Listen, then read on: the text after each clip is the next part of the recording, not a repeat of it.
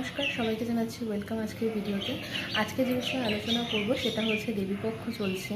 যারা অনেক দিন ধরে কোনো এক্সাম দিচ্ছেন, বারবার এক্সামটা হয়ে কেটে যাচ্ছে কিছু না কিছু নাম্বারের জন্য, অথবা কোনো প্রবলেমস আসছে চাকরির জন্য, অথবা যারা আছেন যেসব বাচ্চারা সামনে কোনো বড় এক্সাম দেবেন অথবা বোর্ড এক্সাম দেবেন, তাদের মায়েরা চাইছেন যে বাচ্চার যাতে রেজাল্টটা একটু ভালো হয়, যাতে পড়াশোনায় মনটা বসে।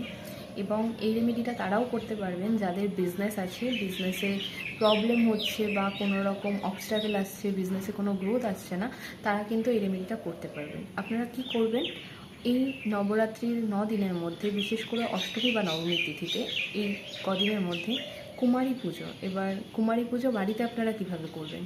9টা বাচ্চা মেয়েকে জোগাড় করুন, যাদের অবশ্যই মেনস্ট্রুয়াল সাইকেল স্টার্ট হয়নি এরকম কোনো বাচ্চা মেয়ে, যাদের 12 বছরের মধ্যে বয়স এরকম কোনো বাচ্চা মেয়েকে আপনারা খুঁজে আনুন।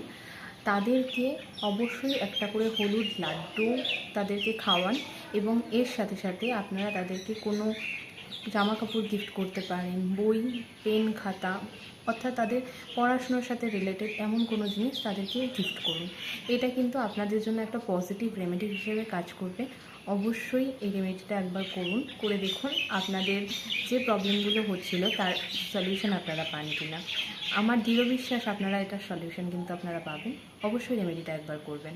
ততক্ষণ পর্যন্ত সবাই ভালো থাকবেন, সুস্থ থাকবেন। দেখা হচ্ছে নতুন ভিডিওতে। ধন্যবাদ।